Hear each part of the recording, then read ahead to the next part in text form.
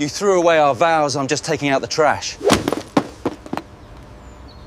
The security camera I was installing in our kitchen picked up more than I bargained for that Thursday night. Rain hammered our half-renovated suburban house while I crouched behind the island, wrestling with wires that seemed determined to electrocute me. That's when I heard Lindsay's voice drifting from the living room, honey-sweet and conspiratorial. "Brandon, baby, you should see how pathetic he looks trying to fix those cameras. Like a 41-year-old Boy Scout who never learned to tie knots." I frozen. Brandon? Who the heck was Brandon? My wife's laughter tinkled through the house like breaking glass. Oh, he has no idea what's coming. Jack thinks he's so smart with his little security business, but he can't even secure his own marriage.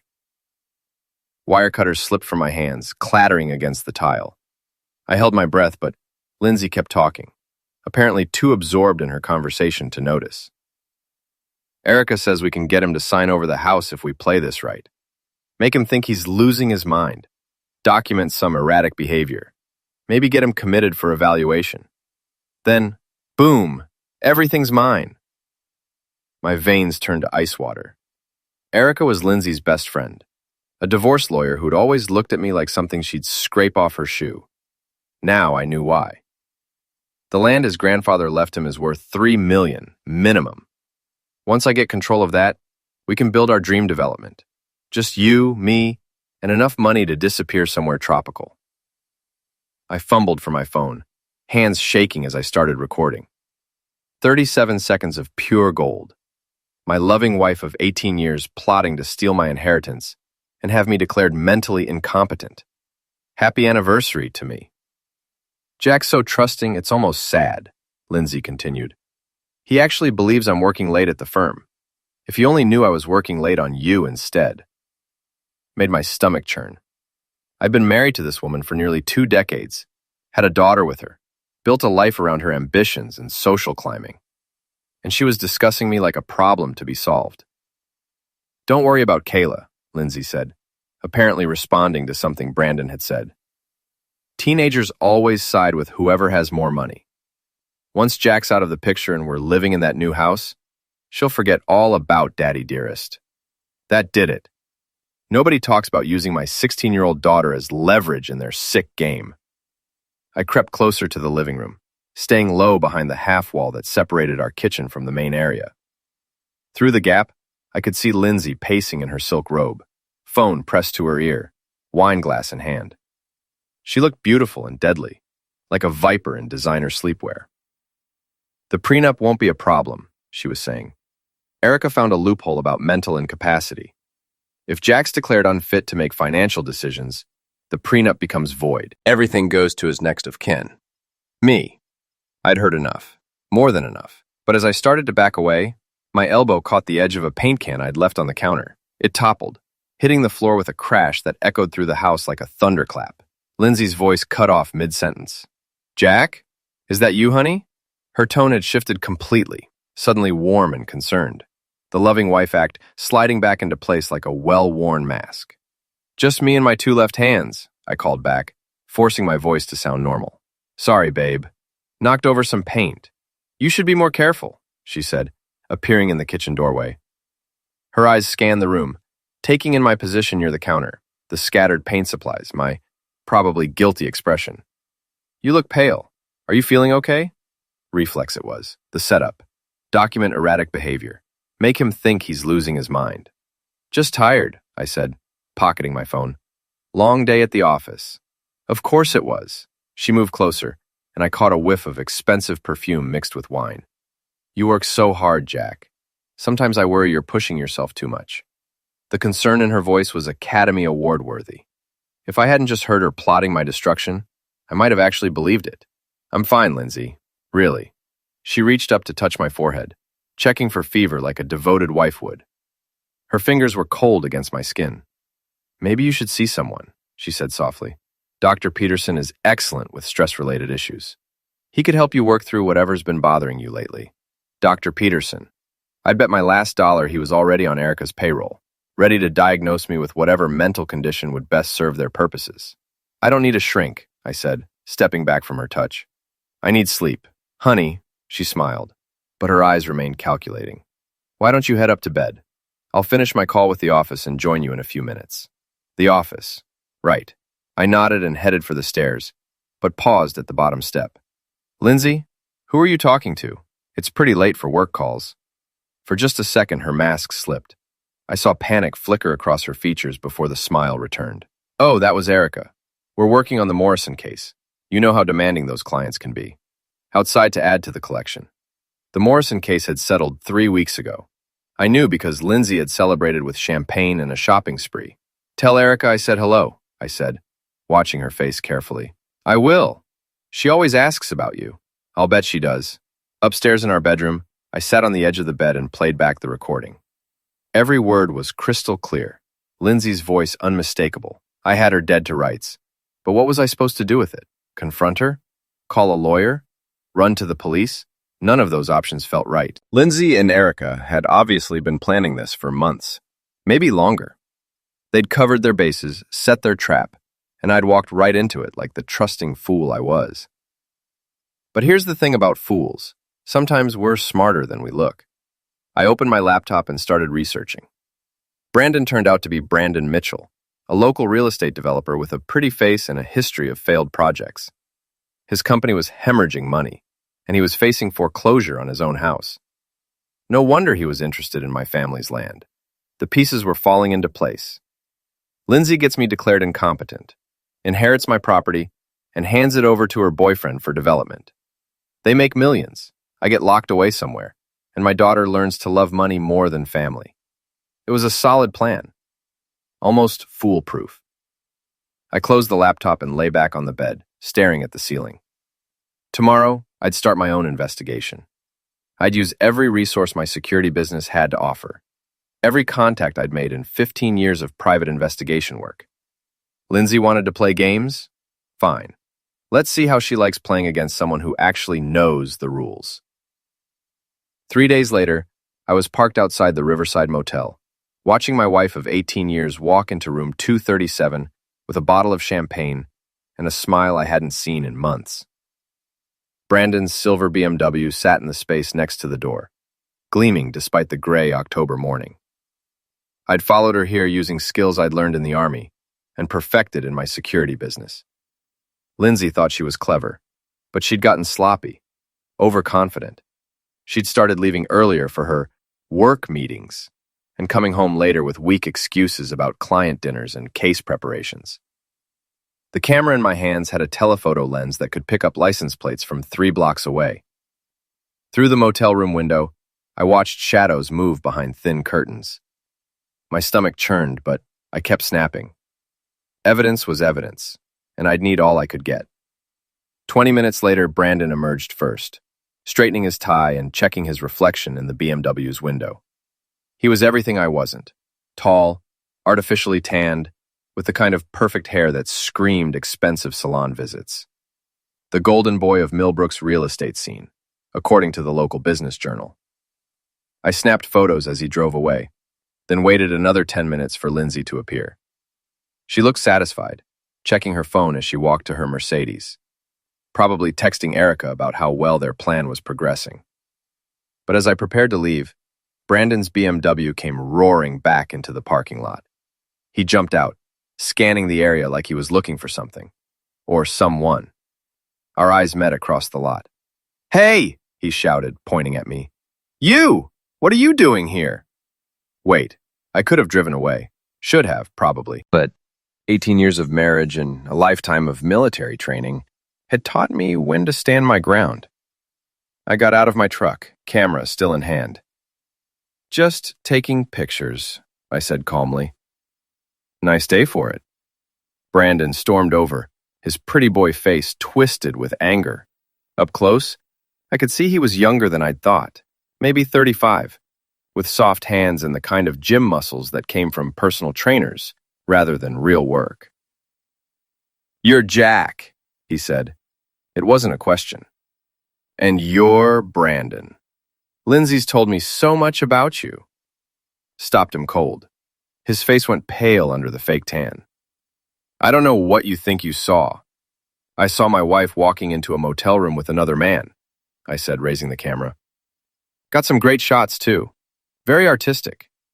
You should see the one where you're fixing your hair in the car window. He lunged for the camera, but I stepped back. Military reflexes die hard. Give me that. I don't think so. Brandon looked around the parking lot, probably checking for witnesses. The motel was the kind of place that minded its own business, and we were alone except for a maintenance worker who was pointedly ignoring us. Look, Brandon said, trying a different approach. Maybe we can work something out. I'm sure Lindsay would be willing to discuss. Discuss what? How you two are planning to steal my land? How you want to have me committed so you can build your little love nest on my family's property? Face went white. How did you... I'm smarter than I look, Brandon. A lot smarter than you, apparently. That's when he made his mistake. Instead of trying to negotiate or walking away, he got angry. Really angry. The kind of angry that makes people do stupid things. He shoved me, hard enough that I stumbled backward against my truck. You don't know anything, he snarled. You're just some washed-up ex-soldier playing security guard. Lindsay deserves better than a loser like you. I straightened up slowly, feeling something cold and dangerous settle in my chest. I'd been in real fights, life-and-death situations where hesitation meant body bags. Brandon had probably never thrown a punch outside of his personal trainer's gym. You want to try that again? I asked quietly. Something in my voice must have warned him, because he took a step back. But his mouth kept running. She's going to take everything from you, he said. The house, the business, the land, everything. And there's nothing you can do to stop it. We'll see about that. I got back in my truck and drove away, leaving him standing in the parking lot. But not before I keyed the side of his BMW with my house key. Deep, satisfying scratches that would cost him a fortune to fix. Petty? Maybe. But it felt good. Back at my office, a converted warehouse space I shared with 2 other small businesses, I uploaded the photos to my computer. They were perfect, clear, time-stamped, and absolutely incriminating. Lindsay's face was visible in several shots, and Brandon's license plate was crystal clear. But photos of adultery weren't enough. I needed more. I called Tommy Reeves, a private investigator I'd worked with on insurance cases. Tommy was ex-cop, retired early after taking a bullet in the shoulder, and he owed me a favor from a case I'd helped him close the year before. Jack, how's married life treating you? Like a root canal without anesthesia. I need help, Tommy. I gave him the basics: cheating wife, conspiracy to defraud, possible mental competency setup. Tommy listened without interrupting, which was one of the things I liked about him. Sounds like you're in deep crap, he said when I finished. Up to my eyeballs. Can you help? But it's going to cost you. This kind of surveillance work isn't cheap. Money's not a problem. Yet. I like that. Okay, send me what you have and I'll start digging. Give me a week and I'll have enough dirt on these people to bury them. After I hung up, I sat back in my chair and looked around the office. I'd built this business from nothing, starting with a single contract to provide security for a local shopping mall. Now I had 6 employees and contracts with half the businesses in town. It wasn't glamorous work, but it was honest, and it paid the bills. Lindsay had always looked down on it. She wanted me to sell out, take a corporate job with one of her law firm's clients, become the kind of husband she could show off at country club dinners. But this business was mine. I'd built it with my own hands and my own reputation, and I'd be darned if I was going to let her take it away from me. My phone buzzed. A text from Lindsay. Working late again tonight? Don't wait up. Love you. Love you. The words made my skin crawl. I texted back, love you too. Be safe. 2 could play the lying game. That evening, I drove past Brandon's office building. The lights were on in his suite, and I could see him through the window, pacing and talking on the phone. Probably calling Lindsay, telling her about our parking lot encounter. Let him. Let them both worry about what I might do next. Because the truth was, I was just getting started. I spent the next hour driving through the neighborhood where Brandon wanted to build his development. It was beautiful land, rolling hills, old oak trees, a creek that ran year-round. My grandfather had bought it in the 1940s for almost nothing. back when this part of town was considered the middle of nowhere.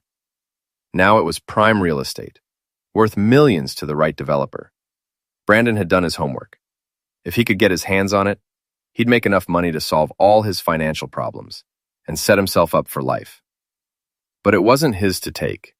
It was mine, left to me by a man who'd worked 16-hour days in a steel mill to pay for it. My grandfather had died when I was 12, but I still remembered his hands, scarred and calloused from decades of honest work.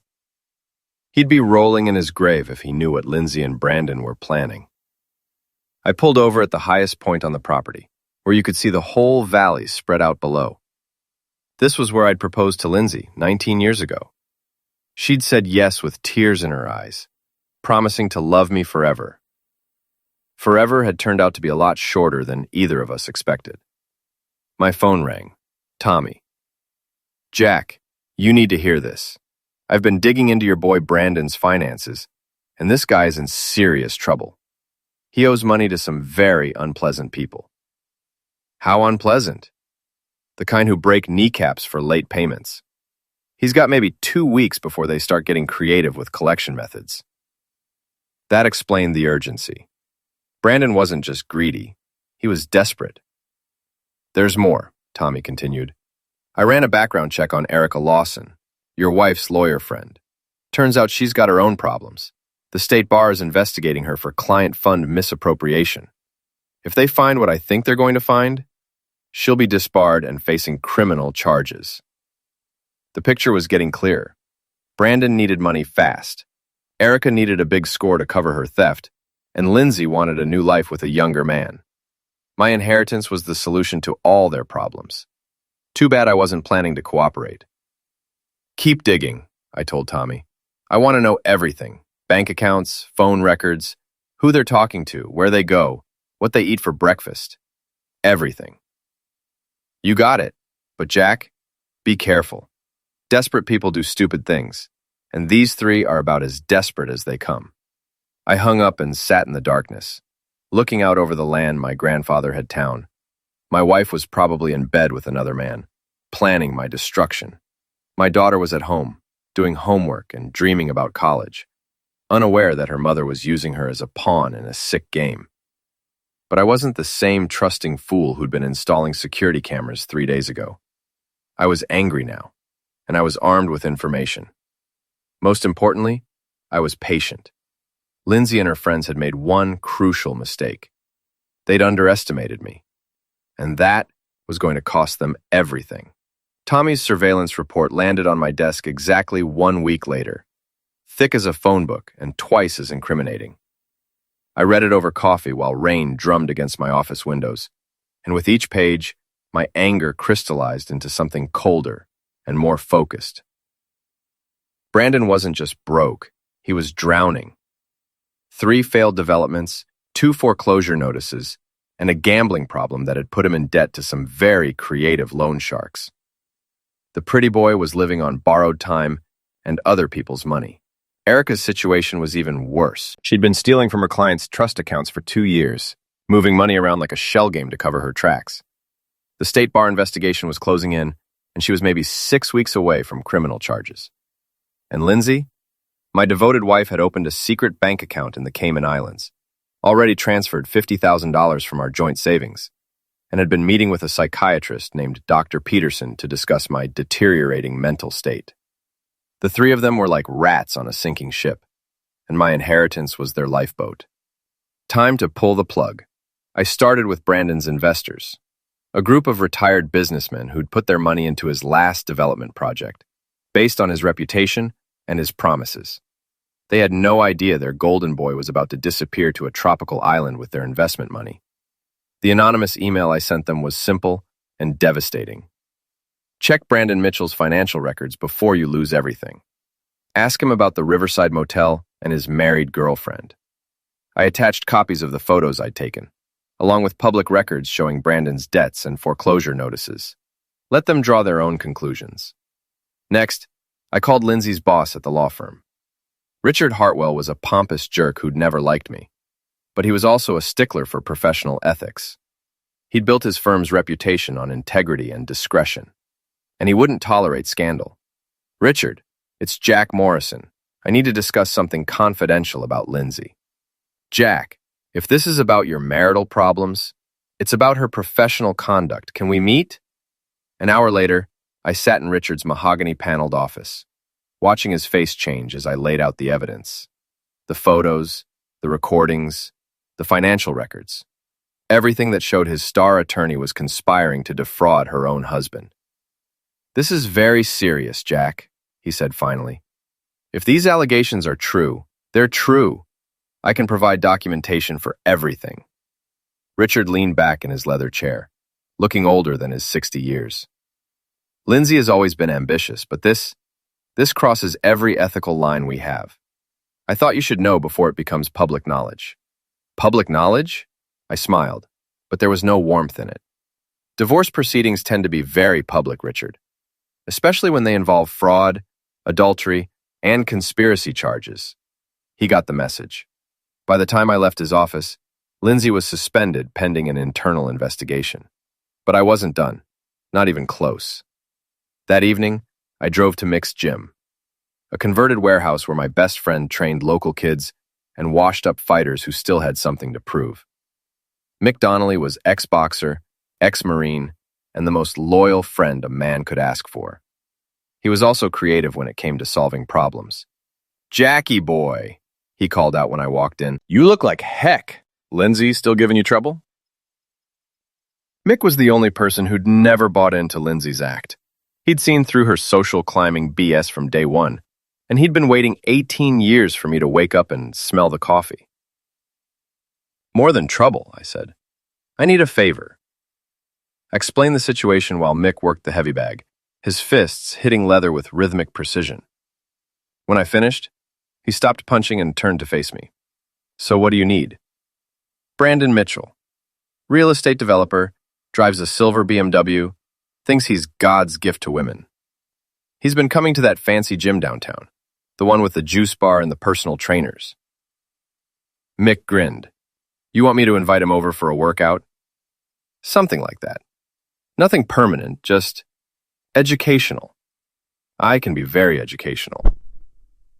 2 days later, Brandon got a call from someone claiming to represent a wealthy investor interested in his development projects. The investor wanted to meet at Mick's gym. Neutral territory, he said, away from offices and lawyers. Brandon, desperate for new money, agreed immediately. I was waiting in the back office when Mick led him through the gym. Brandon looked ridiculous in his designer workout clothes, like a fashion model who'd wandered into a construction site. The real fighters stopped what they were doing to stare at him, and not in a friendly way. "Your investor's running late," Mick told him. "But since you're here, why don't you show us what you've got? I hear you've been working with a trainer downtown." Brandon tried to decline, but Mick was persuasive. Before he knew it, he was in the ring with Tommy Santos, a middleweight who'd fought professionally for 10 years. Tommy was retired now, but he still had hands like sledgehammers. "Just some light sparring," Mick assured him. "Nothing serious." It wasn't serious for Tommy. For Brandon, it was a nightmare. The pretty boy lasted maybe 90 seconds before Tommy put him on his backside with a body shot that folded him like a lawn chair. He stayed down, gasping and whimpering, while the gym erupted in laughter. That's when I walked out of the office. "Hello, Brandon. How's the real estate business?" His face went white when he saw me. This was a setup." "Very good. Gold star for the real estate genius." I knelt down beside him, speaking quietly so only he could hear. "Here's how this works. You're going to disappear from Lindsay's life. No more phone calls. No more motel visits. No more plans to steal my land. You're going to pay back your investors, settle your debts, and find a new line of work." "You can't make me." He held up his phone, which had fallen out of his pocket during the fight. "Actually, I can. See, while you were getting your boxing lesson, I took the liberty of going through your contacts. Amazing what people keep on their phones these days." I showed him the screen. His text messages with Lindsay, his emails with Erica, his desperate communications with loan sharks and angry investors. Everything. One phone call to the right people, and you'll be explaining to some very unpleasant gentlemen why you've been planning to skip town with their money. Brandon's face went from white to green. Please! Immigration. Or, I continued, you can take option 2. Leave town voluntarily. Tonight. Don't contact Lindsay. Don't contact Erica. Don't even think about my land again. Disappear. And maybe you live long enough to start over somewhere else. Emptionship. I dropped the phone on his chest. Choose wisely. Brandon chose wisely. By morning, his apartment was empty, and his BMW was gone. The gym's security cameras had mysteriously malfunctioned during his visit, so there was no record of what had happened. Just another failed businessman who'd left town ahead of his creditors. 1 down, 2 to go. But Lindsay and Erica weren't going to be as easy to handle. They were smarter than Brandon, more connected, and they had legal training. They'd also figured out that I was fighting back. The proof came in the form of a letter from Erica's law firm, delivered to my office by a process server who looked apologetic. Petition for emergency mental health evaluation, I read aloud. Based on erratic behavior, paranoid delusions, and threats of violence against family members. Lindsay was accelerating her timeline.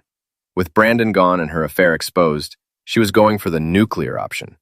Have me committed before I could do any more damage to her plans. The hearing was scheduled for the following Monday. 5 days to prepare for the fight of my life. I called Tommy immediately. They're moving fast, I told him. I need everything you can find on Dr. Peterson, and I need it by tomorrow. He already on it, Tommy said. This guy's dirty, Jack, really dirty. Give me 24 hours and I'll have enough to bury him. What about Erica? She's toast. The State Bar moved up their investigation after someone, and I wonder who that could have been, sent them additional evidence of her client fund violations. I smiled grimly. Anonymous tips were a beautiful thing. But Jack, Tommy continued, you need to be careful. These people are desperate, and desperate people do desperate things. Watch your back. He was right. I'd underestimated them once before, and it had nearly cost me everything. I wasn't going to make that mistake again. That night, I sat in my kitchen, cleaning my service pistol and thinking about the hearing. Lindsay was upstairs, probably on the phone with Erica, planning their strategy. My daughter Kayla was in her room, doing homework and listening to music, blissfully unaware that her family was falling apart. In 5 days, I'd either be free or locked in a psychiatric facility, while my wife stole everything I'd worked for. But I had one advantage they didn't know about. I'd been in worse situations before, in places where failure meant death rather than just financial ruin. I'd learned to be patient, to plan carefully, and to strike when my enemies least expected it. Monday's hearing would be their moment of triumph. It would also be their downfall. The courthouse smelled like old wood and broken dreams, exactly the way I remembered from my divorce consultation 3 years earlier, back when I'd briefly considered leaving Lindsay myself, but decided to work on our marriage instead. Funny how life comes full circle. Dr. Peterson sat at the plaintiff's table with Erica, shuffling through papers and looking confident. He was exactly what I'd expected. Silver-haired, expensive suit, the kind of practiced sincerity that came with 40 years of telling people what they wanted to hear. His psychiatric evaluation of me was 12 pages of professional-sounding BS that painted me as a paranoid, potentially violent man suffering from a complete break with reality. Too bad for him that Tommy had done his homework. Judge Williams called the hearing to order, and Erica stood to present her case. She was good. I had to give her that. She painted a picture of a devoted wife concerned for her husband's mental health, supported by a respected psychiatrist who'd observed clear signs of psychological deterioration. Your Honor, Erica said, her voice full of practiced sympathy. Dr. Peterson's evaluation clearly shows that Mr. Morrison is suffering from paranoid delusions. He believes his wife is conspiring against him. He's made threats against innocent people, and he's exhibited increasingly erratic behavior.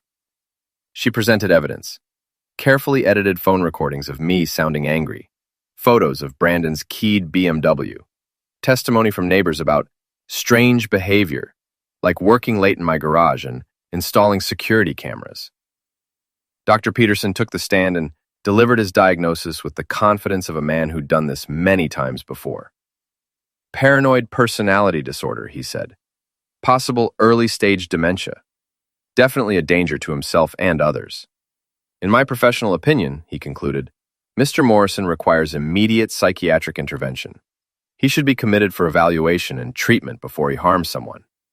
Lindsay dabbed at her eyes with a tissue, playing the role of the suffering wife perfectly. If I hadn't heard her laughing about my stupidity on that phone call, I might have actually felt sorry for her. When it was my turn to respond, I stood slowly and looked around the courtroom. Lindsay, Erica, Dr. Peterson, all of them watching me with barely concealed satisfaction. They thought they had me cornered. Your Honor, I said calmly, I'd like to present some evidence of my own. I handed the bailiff a thick folder and a laptop computer. First, I'd like to submit recordings of conversations between my wife and her co-conspirators, clearly showing their plan to have me declared incompetent in order to steal my inheritance. Erica shot to her feet.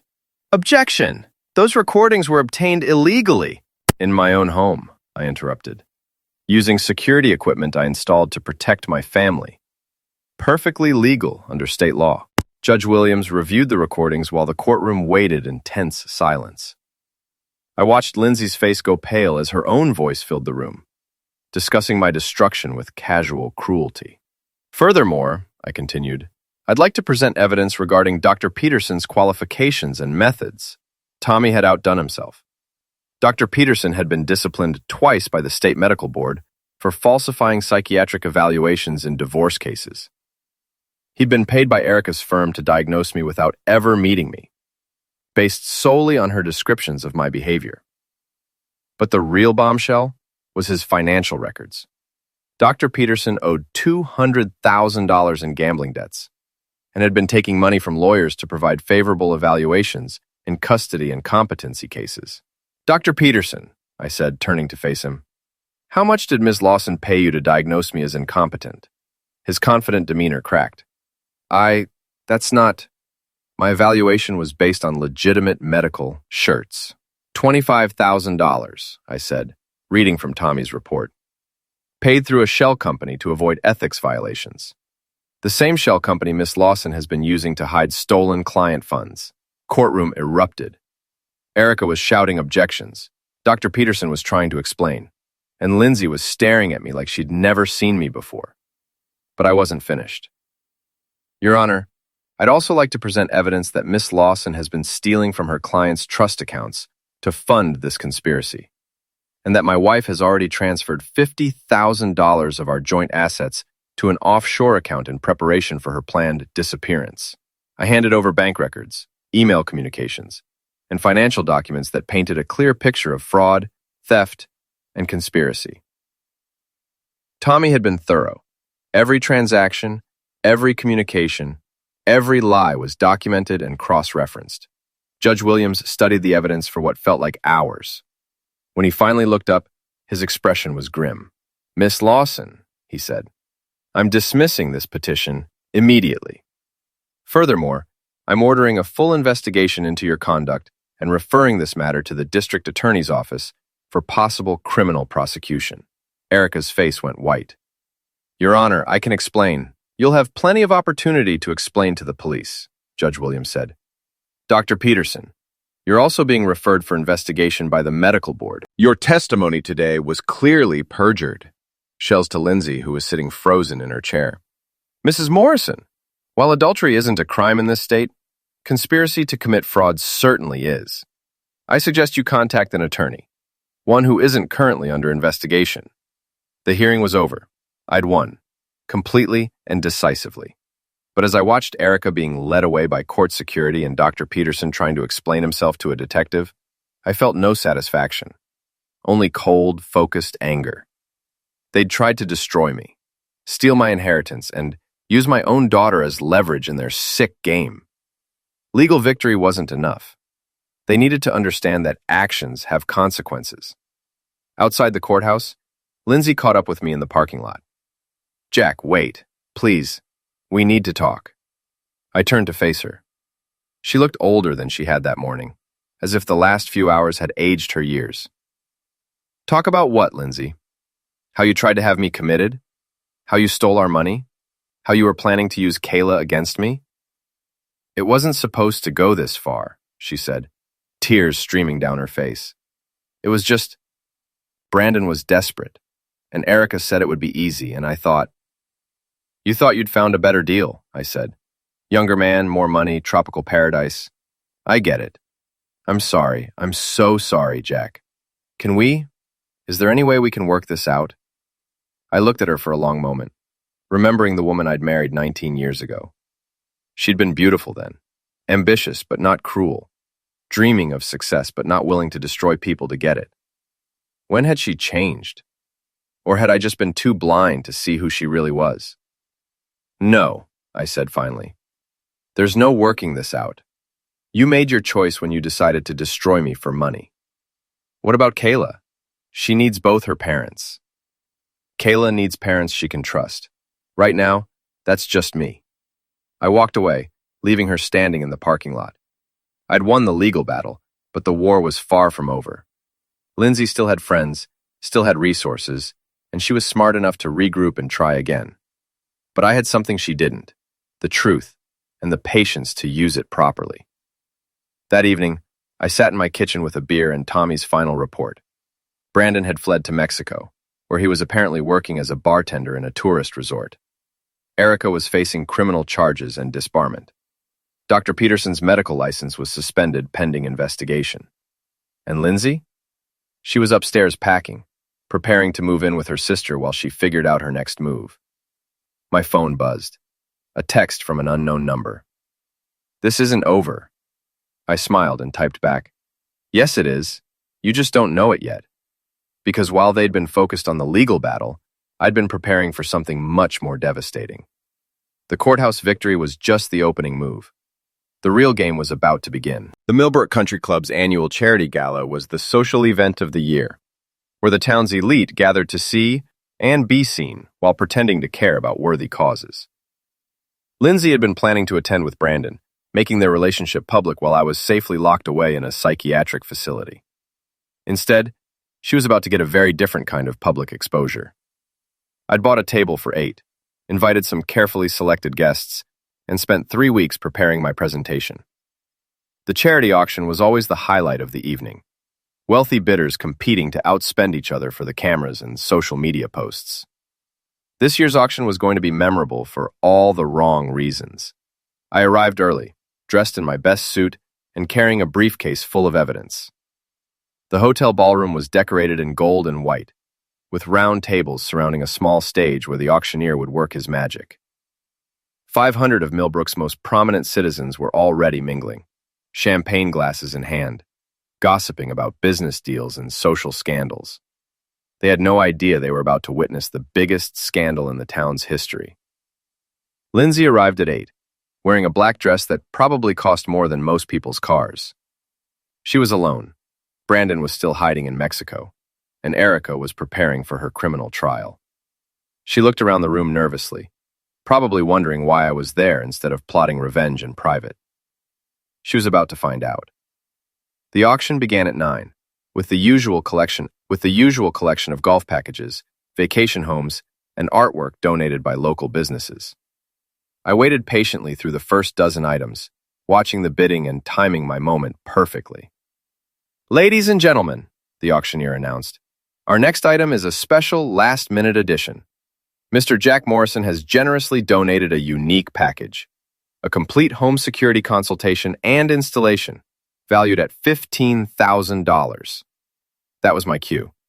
I walked onto the stage, took the microphone from the surprised auctioneer, and looked out at the crowd. 500 faces stared back at me, curious and expectant. Thank you all for coming tonight, I began.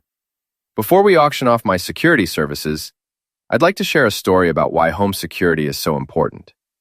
You see, sometimes the biggest threats come from inside your own house.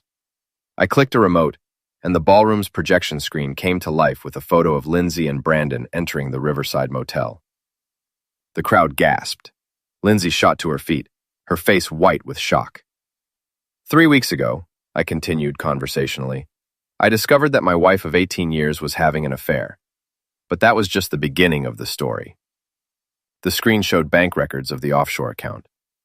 She was also stealing our joint assets, planning to disappear with her boyfriend to start a new life. But even that wasn't enough for them. Click, the psychiatric evaluation appeared on screen.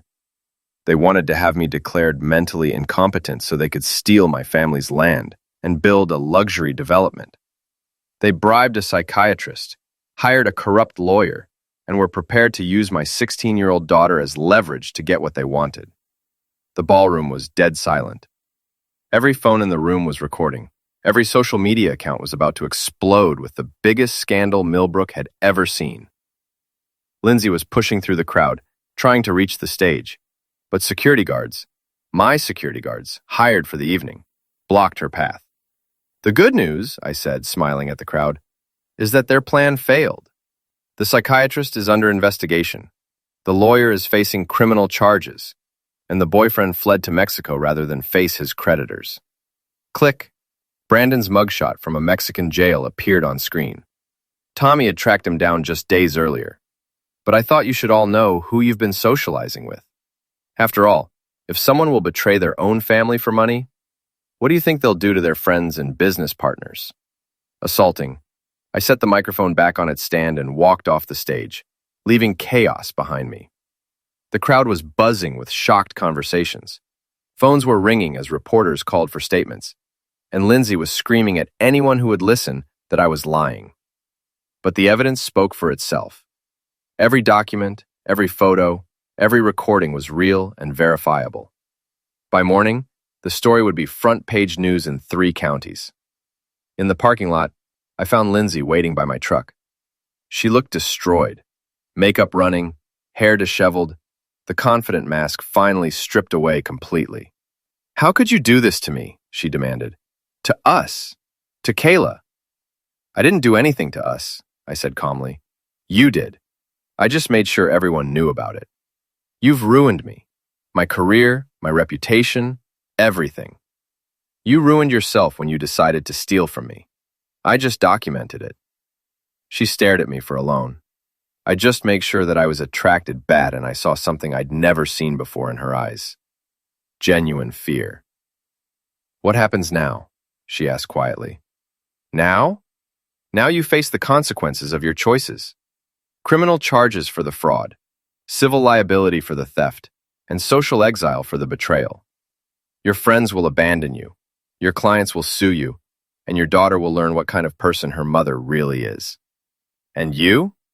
What do you get out of this?" I look back at the hotel, where 500 people were probably still talking about the night's revelations. By tomorrow, everyone in 3 counties would know the story.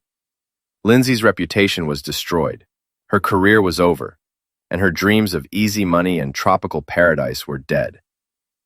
"I get justice," I said, "and I get my life back." Youngster home alone, leaving Lindsay standing in the parking lot. The house was quiet. Kayla was staying with friends, probably already hearing about the night's events through social media. Tomorrow, I'd have to explain everything to her, help her understand why her family had fallen apart. But tonight, I sat in my kitchen with a beer and looked at the security monitor showing my property. The land my grandfather had died to give me was safe. The business I'd built was secure. The people who'd tried to destroy me were facing justice. It wasn't a happy ending. My marriage was over. My daughter's world was shattered, and I'd had to become someone I didn't particularly like to protect what was mine. But it was a just ending. Sometimes, that's the best you can hope for. 6 months later, Erica was sentenced to 5 years in federal prison for fraud. Dr. Peterson lost his medical license and was facing his own criminal charges. Brandon was extradited from Mexico to face charges from his creditors. Apparently, fleeing the country hadn't solved his gambling problem. And Lindsay? She moved to another state, changed her name, and got a job as a paralegal for a small firm that didn't do background checks. She sends Kayla birthday cards and tries to call on holidays. But my daughter has made her own choices about who she trusts. I kept the security business, expanded it actually, with all the publicity from the trial. Turns out, people like hiring someone who's proven he can uncover the truth, no matter how well it's hidden. The land stays in the family, just like my grandfather intended. Sometimes I drive up to the high point and look out over the valley, thinking about trust and betrayal and the price of justice. It was expensive, but it was worth every penny.